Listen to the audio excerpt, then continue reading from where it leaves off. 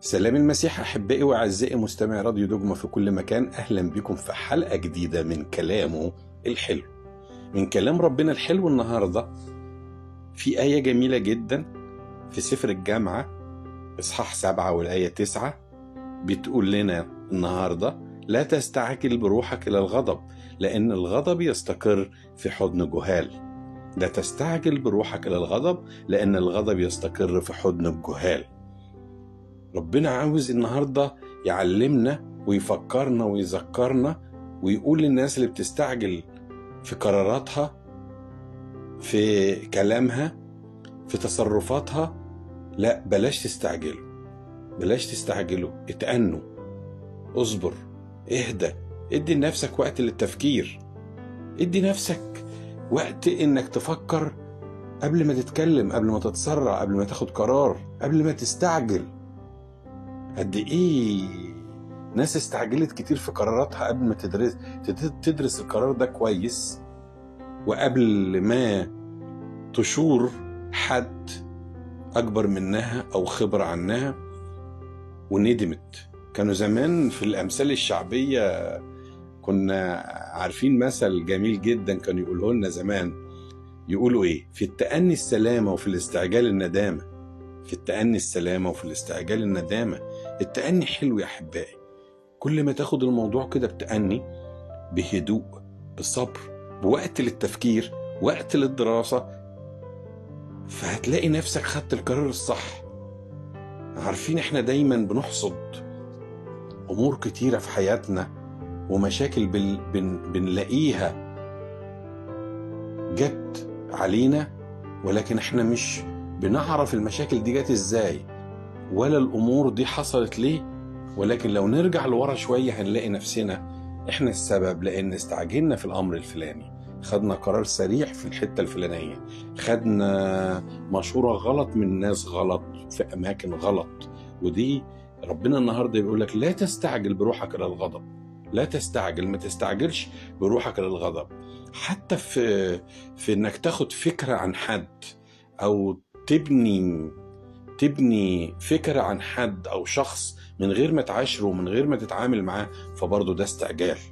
إنك تتكلم بسرعة ده استعجال.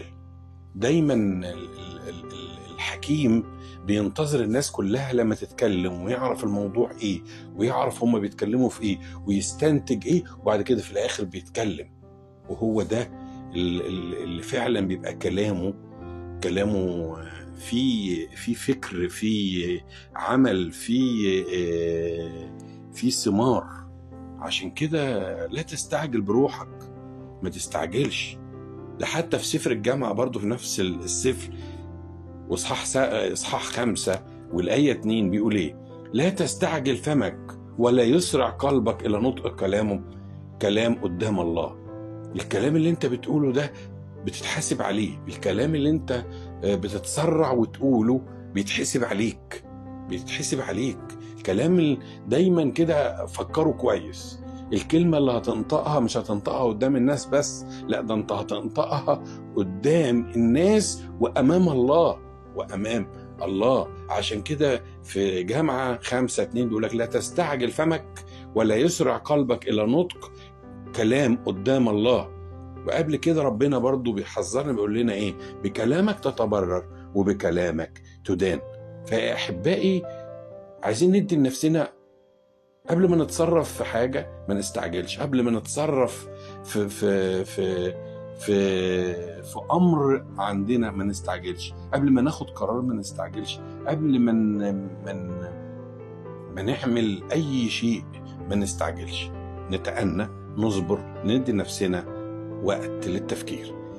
كان الأنبا أرسانيوس مطران المنيا الرجل العظيم ده كان دايما يقول: اللي تسمعه بودنك ما تصدقهوش، واللي تشوفه بعينيك صدق نصه. اللي تسمعه بودنك ما تصدقهوش، واللي تشوفه بعينيك صدق نصه.